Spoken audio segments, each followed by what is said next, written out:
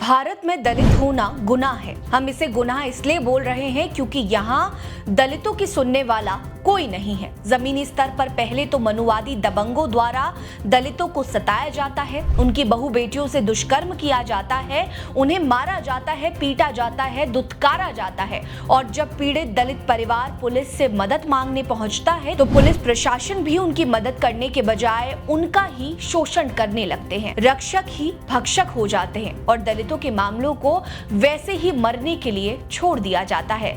नमस्कार, मेरा नाम है रीटा। आज की वीडियो में मैं आपको पिछले 24 घंटे में हुए दलित उत्पीड़न के उन मामलों के बारे में बताऊंगी जो देश की कानून व्यवस्था की पोल खोल रहे हैं। दलित उत्पीड़न की पहली खबर उत्तर प्रदेश से सामने आई है, जहां पुलिस की लापरवाही से तंग आकर एक विक्टिम मूक बधिर दलित किशोरी ने हत्या कर ली।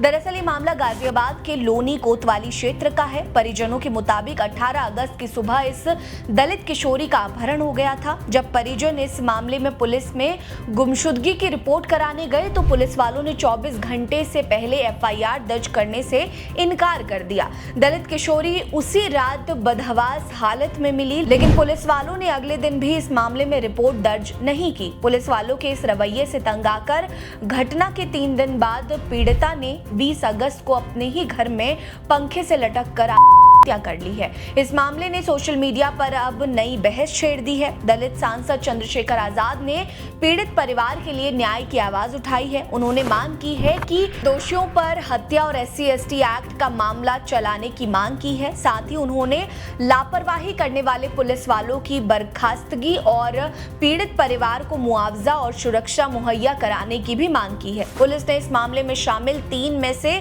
2 आरोपियों रोहित और भोला को गिरफ्तार कर लिया है, जबकि तीसरे आरोपी की तलाश अभी भी जारी है। दलित उत्पीड़न की अगली खबर कर्नाटक से है, जहां 20 साल की दलित बच्ची की हत्या कर उसे जलाने की खबर से पूरे राज्य में सनसनी फैल गई है। इस मामले में मृतका के कथित प्रेमी चेतन को हत्या करने के आरोप में गिरफ्तार किया गया है। वहीं दलित संगठनों और भाजपा की छात्र इकाई अखिल भारतीय विद्यार्थी परिषद ने आरोप लगाया कि दलित छात्र के साथ पहले दुष्कर्म किया गया और फिर उसकी हत्या करके उसे पेट्रोल छिड़क कर जलाने की कोशिश की गई। मृतका का अधजला शव NH-48 के पास गोनूर गांव के एक खाली प्लॉट में मिला। मृतका की मां ने बताया कि उनकी बेटी चित्रदुर्गा सरकारी महिला कॉलेज के BA सेकेंड ईयर में पढ़ती थी और वहीं हॉस्टल में रहती थी। 14 अगस्त को बच्ची अपने गांव हिरियूर तालुक के कोवेरहट्टी गांव जाने के लिए निकली थी, लेकिन वो घर नहीं पहुंची। शाम को जिला अस्पताल की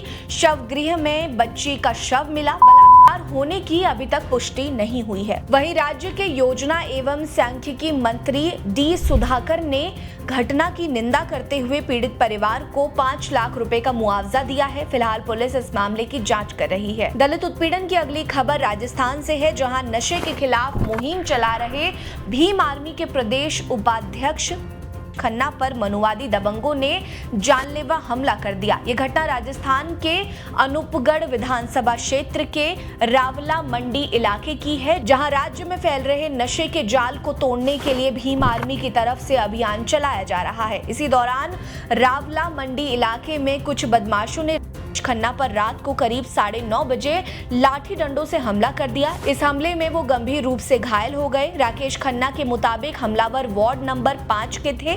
चंद्रशेखर आजाद ने इस हमले की निंदा करते हुए राज्य सरकार से मांग की है कि आरोपियों को तुरंत गिरफ्तार किया जाए। इस तरह का हमला नशे के खिलाफ लड़ाई पर हमला है। नशे के खिलाफ आवाज उठाने वाले हर व्यक्ति की सुरक्षा सबकी सामूहिक जिम्मेदारी है। अगला मामला यूपी से है। दरअसल 16 अगस्त को यूपी के बस्ती में दलित नाबालिग बच्ची के साथ गैंगरेप की घटना को अंजाम देने वाले 3 आरोपी शाहबान, राशिद और दिलशाद को पुलिस ने गिरफ्तार कर लिया है। साथ ही पीड़ित बच्ची को करीब 30 घंटों तक पुलिस थाने के चक्कर लगाने पर मजबूर करने वाले SHO सहित 3 अन्य को लाइन हाजिर कर दिया गया है। बताते चले कि ये घटना बस्ती के सोनहा थाना क्षेत्र की है, जहां तीनों आरोपी नाबालिग को अगवा करके एक आरोपी के घर में ले गए। अपनी बच्ची को खोजते हुए उसकी मां भी वहां पहुंच गई। वो दबंगों से अपनी बेटी को छोड़ने की गुहार लगाती रही, लेकिन दरिंदों ने मां की गुहार को अनसुना कर दिया और बच्ची के साथ गैंगरेप किया, बच्ची के साथ मारपीट की और उसे जान से मारने की भी धमकी दी। इतना ही नहीं, बदहवास हालत में जब बच्ची अपनी मां के साथ पुलिस थाने पहुंची तो उसे 10 मिनट बोलकर 30 घंटे तक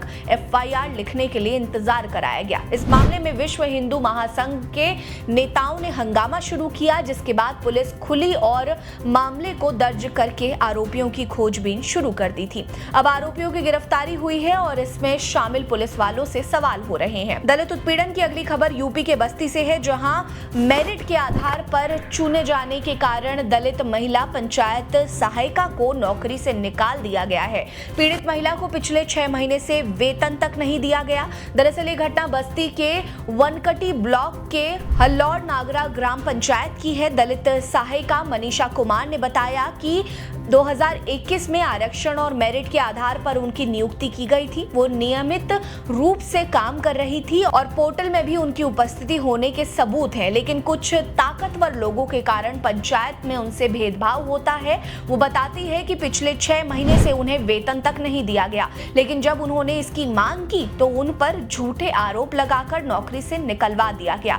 इतना ही नहीं, 31 जुलाई को पंचायत सचिव और गांव के प्रधान ने मनीषा के अनुबंध को भी खत्म करने का आदेश दे दिया था। मनीषा ने इस मामले में डीएम को अर्जी सौंपते हुए इस मामले की जांच कराने और उन्हें दोबारा नौकरी पर बहाल करने की मांग की है। दलितों से जुड़ी इन खबरों पर आपकी क्या राय है, हमें कमेंट सेक्शन में जरूर बताएं।